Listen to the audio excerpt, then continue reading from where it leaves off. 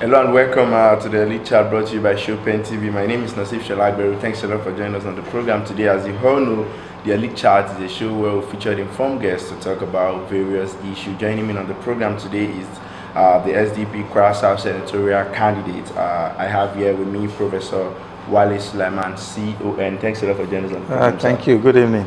Okay, sir. And good evening to everybody at home. Okay, sir. So let's start the conversation very quickly. Can you please take us through a journey of how you emerge as your party's flag bearer? Thank you. Very interesting question, and it's a good way to actually start the conversation, because what really impressed me with Social Democratic Party is the way in which we conducted our primary compared to the other parties that they're still trying to sort it out. It was based on objective criteria, to the extent that some aspirants were asked to submit their bank account to make sure they're actually able to start the journey and complete it, to be able to run for office. Their resumes were submitted, bank accounts were submitted, and then reference letters were submitted. And then there was interviews at the ward level, and the ward leadership submitted names of people that would contest. The same thing happened at the local government level for House of Assembly. For the House of Representatives, the same thing happened for the Senatorial district. So there was objective criteria, and everybody that emerged felt like there was an objective and independent verification of who to be the flag bearer. I went through the same process, and all of our party membership felt like I was the most qualified and the person that should bear the flag of SDP for the Kwara South Senatorial district. Okay, so let's look at it this way. The day you resigned your appointment as the special advisor on Earth Matters to Kwara Governor, Madam Abdurrahman Abrazak, you said you resigned so that you can concentrate on your private business and Foundation RNZ Global Limited. But now you're contesting for Kwara South Senatorial seat. What informed your decision to join politics? Well, it's the people. I did resign to go back to my the private sector. As you know, I'm a neurosurgeon. I'm a professor of neurosurgery and neurosciences. I led a large multi-hospital system in the Neuroscience Institute in the United States. We had hospitals across 4 different states in the United States with about 250 healthcare workers. So in terms of management, leadership, clinical practices, and academia, I'd reached the peak of my career. And that's why His Excellency invited me back to serve the state, which I did honorably for a whole year. But I felt like, maybe I would have been able to help the state more if I was in the private sector.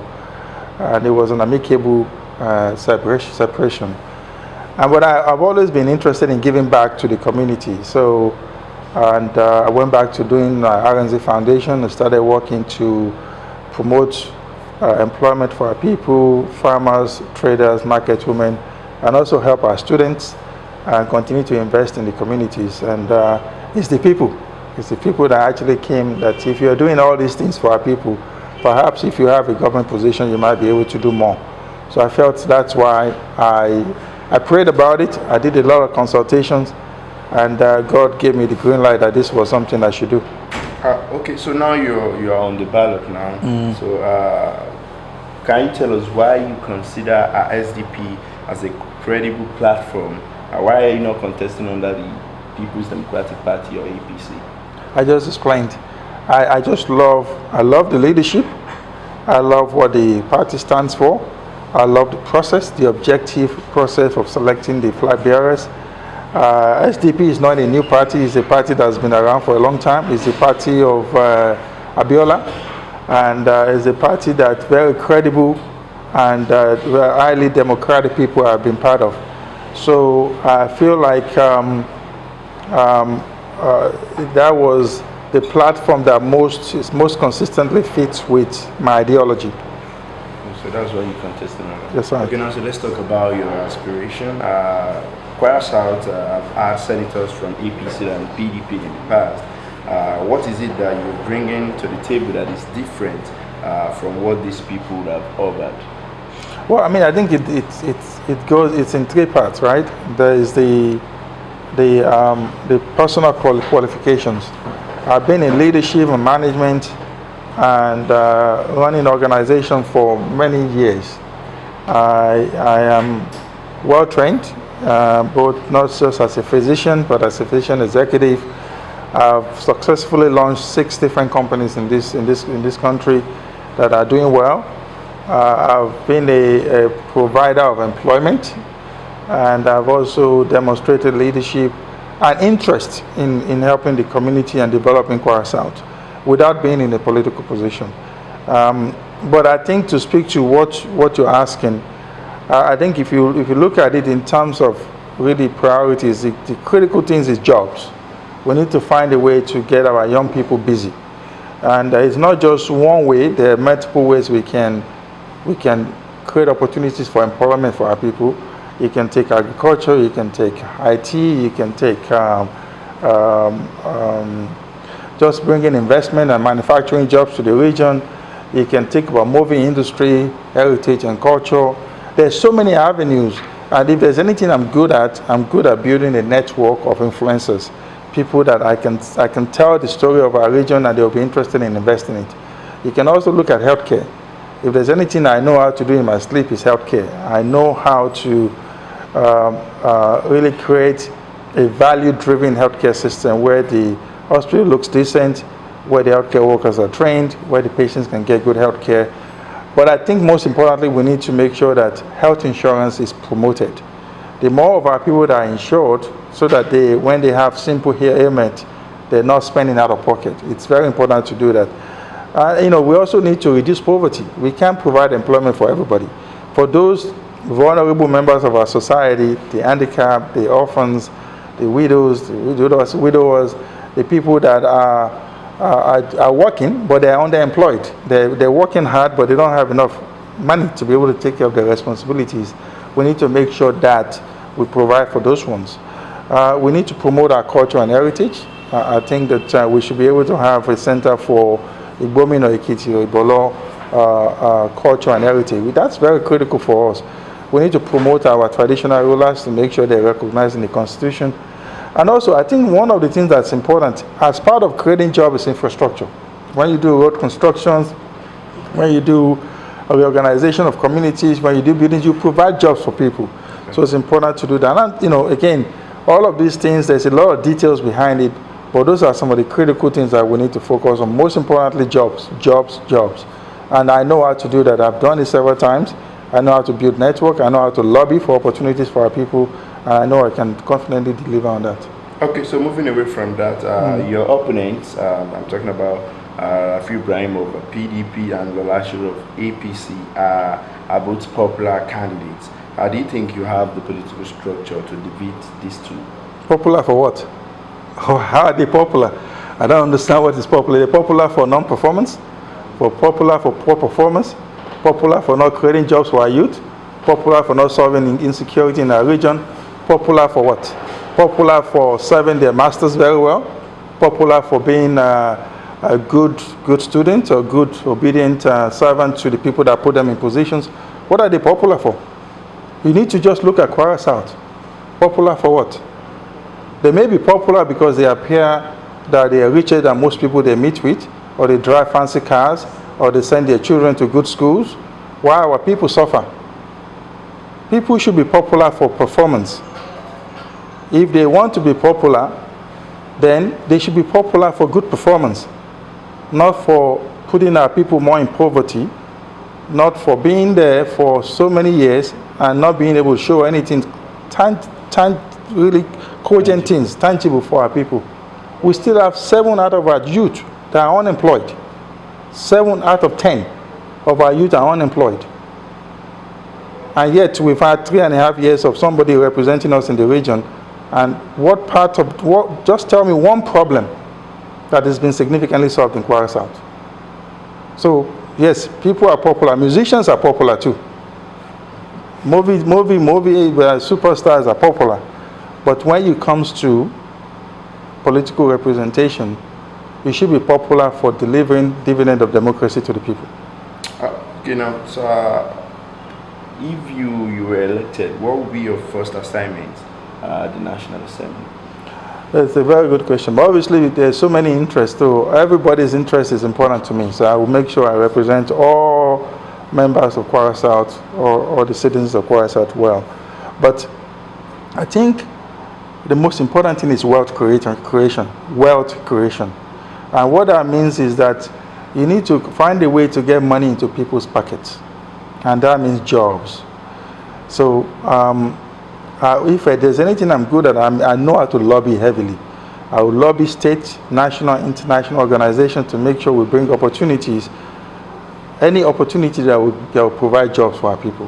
How do we do that? We know there's a lot of opportunity in the states, so we have to work with the state government to make sure that our people are not denied what is due to them.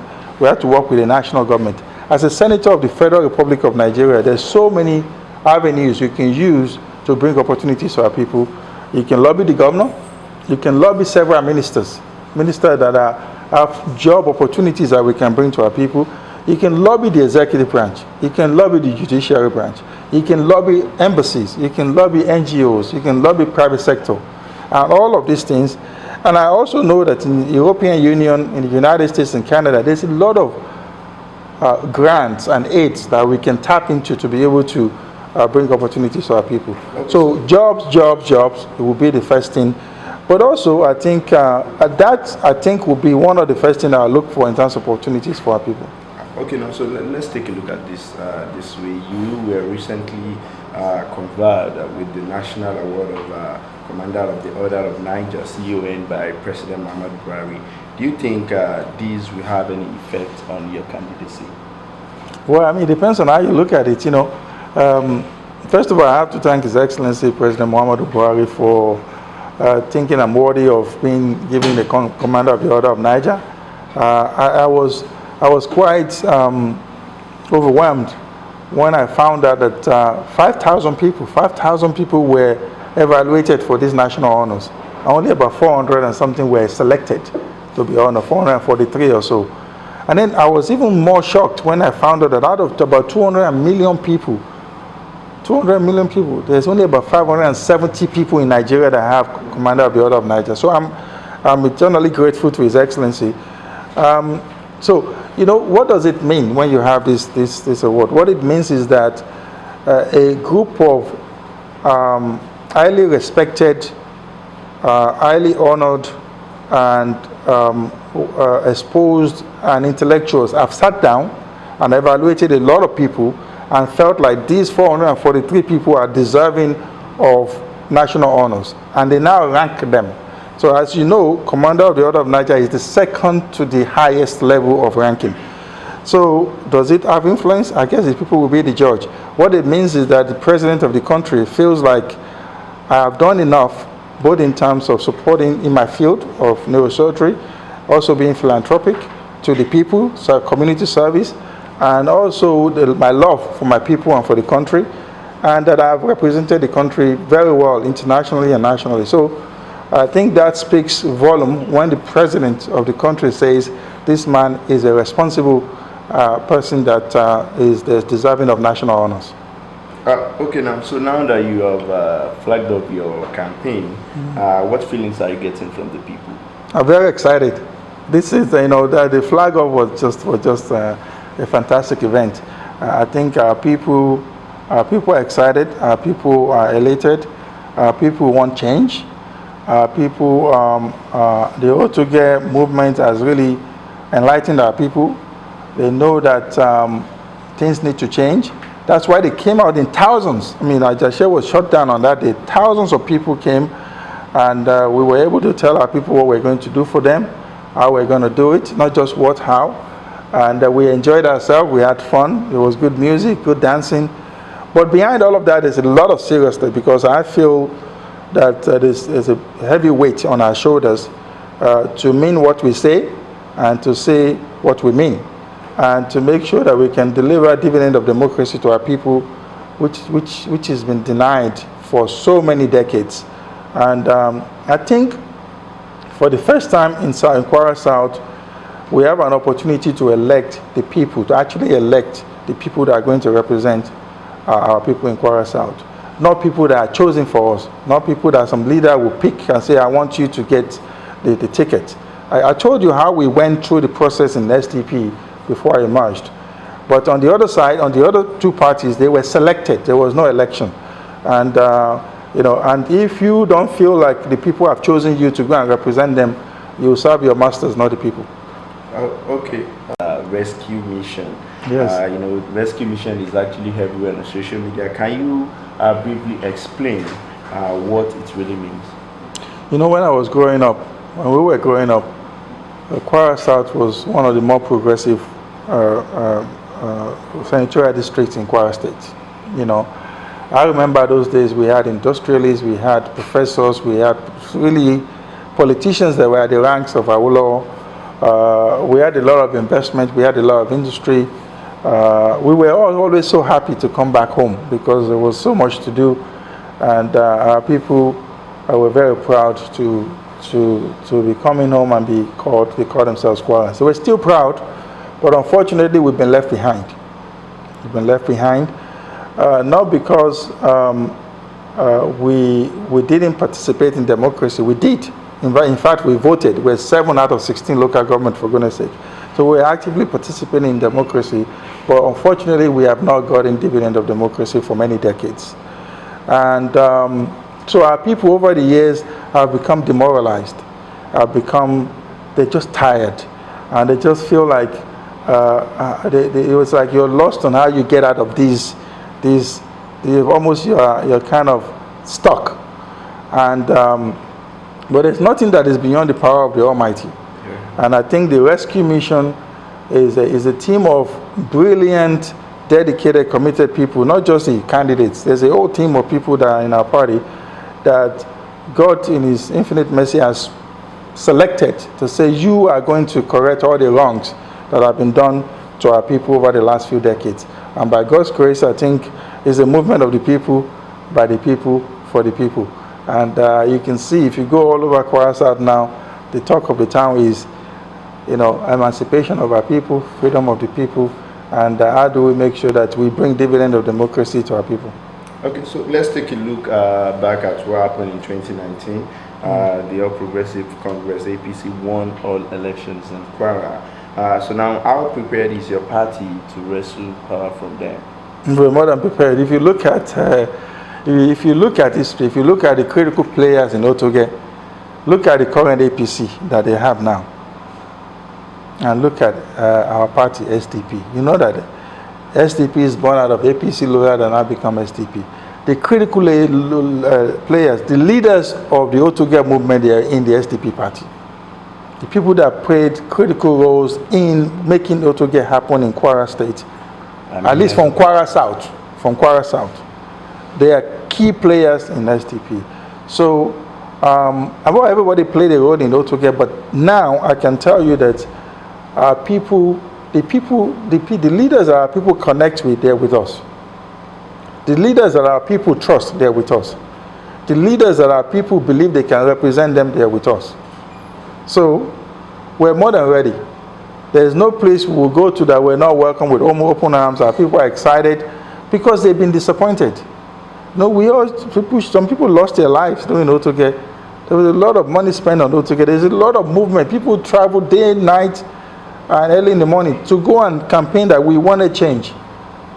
We got change. I don't have any doubt in my mind that what we did was the right thing to do. Kwara needed to change. But it's a journey.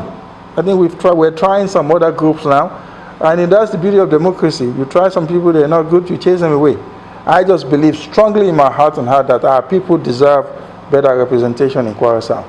Okay, the governorship election in Kwara is one of the most anticipated elections. What can you say about the governorship candidate of your party, Alhaji Hakeem Alhaji? He's a brilliant man.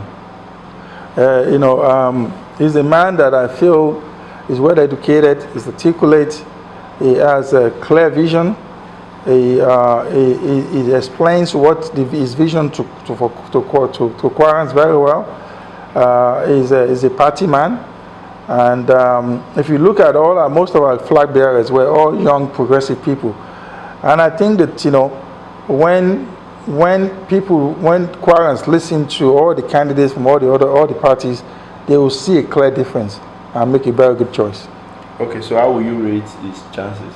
Very good. I think I'm telling you that in 2023, SDP is going to clear the state. We're going to win all the positions, and we would repeat what happened in 2019 by God's grace.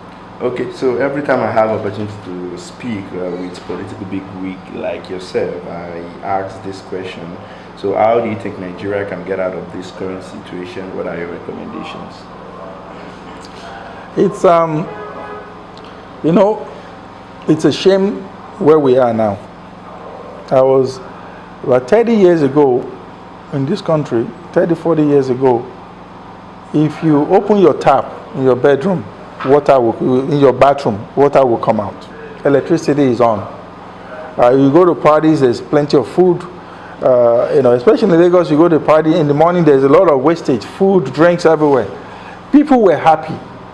People were happy. There were jobs. I remember my cousin, when he finished medical school, they had 4 job offers. There were cars that were given to him. They say, okay, do you want Volkswagen or Peugeot? And we'll pay it, we'll take it by installment payment from your salary. That's Nigeria that we grew up in. Look at where we are now. Just last week it was released that there are 133 million Nigerians live in poverty. How did we get here?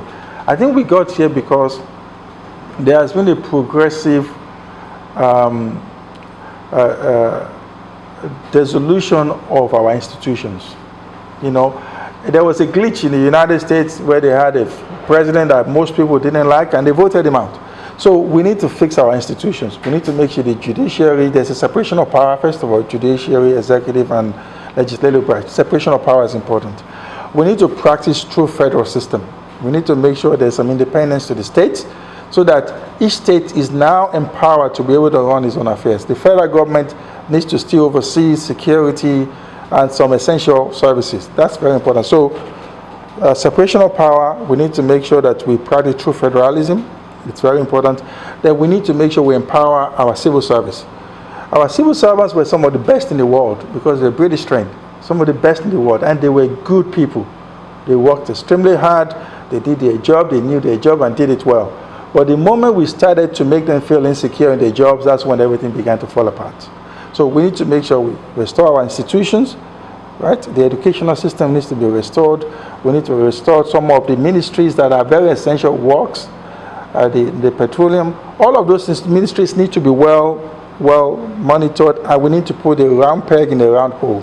So we need to go away from mediocrity to really meritocracy, to where we put people that are qualified to do the job.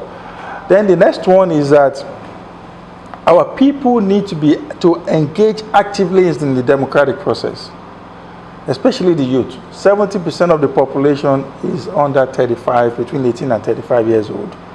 The future of this country is in the hands of the youth. It's in the hands of the youth. And, some of us made the mistake over some decades to be sort of bystanders in terms of politics. But I realized politics is life. We need to be actively participating in politics to change this country. It's very important. All the youth out there need to get involved and be part of the democratic process. And then I think lastly, I think that there's some changes that are happening in the country. I'm an optimist. I really believe Nigeria is destined for greatness. I think it will happen for us, and I think the journey is starting. There's some things that are happening now that our people need to understand that is giving power back to the people. The Electoral Act is one of it. So your votes will count. Be part of the democratic process and go and vote. And then lastly, I think that we need to understand that the use of religion, money, tribes, and any other sentiment just works for the people at the top. The issues that are affecting the people, it doesn't all recognize religion or tribe or whether you're Yoruba, Hausa. The issue of poverty cuts across all tribes, all religions, everywhere in the country. They take advantage of our people. When they want to use our people, they use tribes, they use money, they use religion to divide us. Let's focus on real issues. How do we put money, wealth creation? How do we create jobs? How do we make sure that there's security? How do we make sure that people can send their children to good schools? How do we make sure they have access to health care? How do we make sure that we are respected in the world again? Let's talk about issues that is common to everybody. Money politics works for the people that have the power. Yeah. I was telling some people that if they give you 1 million naira today, they are keeping 1 billion in their pockets. They give you 2 million, there's 2 billion in their pocket. So let's go back to issue-based politics so that we can actually elect people that can help us change this country. It's going to be a lot of work, hard work. It's going to be very difficult. But I know that our people are very resilient, they're very determined, and our people, they know what is the right thing to do, and they're not afraid to do the right thing. And by God's grace, Nigeria will be great. I have no doubt in my mind. All right, so we have just a few minutes to round up the show, but before we go, I would like you to give your word of advice to the people of your senatorial district and people of Kwara at large. Well, I'm a proud Ajashepo indigene. I'm from Ilolowo Ubioshe in Ajashepo, from Irekodun. I'm a proud Igbomina man. I'm a proud Kwara Southern. I'm a proud Kwaran. I'm a proud Nigerian. And I have seen the suffering and almost to a disgraceful level that our people have been subjected to. I have seen people that have not been able to send their children to school because they can't afford 3,000 naira or 4,000 naira. I've seen so many people that can't afford 1 square meal a day. I've seen farmers that work so hard to be able to work on just 1 plot of land. And even at the end of the day, they can't harvest enough to take care of themselves or their families. I've seen many graduates that have done their bachelor's degree, they've come back to do another degree with the hope that when they finish, they will get a job. So the hope is being shattered on a day-to-day basis. This is not right. I want our people to understand that it should be about issues. It should be about your issues. It's not about Professor Wale Sulaiman, it's about fighting for the right thing for our people. I want all of you to personalize this next election. Those of you that have graduated, you don't have jobs, go and vote the people that have caused the situation. Vote them out. They're directly responsible. People that have held the position, people that are holding the position, they are directly responsible for the situations you find yourself. If you can't find a job, vote them out. If you can't do your farming properly, vote them out. If there's insecurity, vote them out. If you've lost loved ones because they don't have access to good health care, you should vote them out. If they've been dishonest, which they have been for so many decades, they should not be able to represent you again. Let's join hands. Let's do this together, and Pelu will go along. We will be victorious. I'm Kwara South that all of us can say, yes, we did this together. We did this together, and we can be very proud. And I'm very confident that the Kwara South will be able to get, when I become the senator of the region, is a Kwara South that there will be lots of jobs. Our farmers will be able to go back to farm and be able to reap the benefits of the efforts. Our market women will be able to have investment, to be able to do their trades, to take care of their family. And our youth will be proud again to say, yes, I am an Ibolo man, I'm an Ekiti man, or I'm an Igomina man. Pelu Golong will be able to do it. And go and vote. Your vote will count. I want all of you to go back home and vote because the power is back to the people. I thank you for listening. Thank you very much for the opportunity. All right, we've come to the end of the program. Don't forget to like and share, subscribe across all our social media platforms. My name still remains Nasif Shalagwe. See you next week.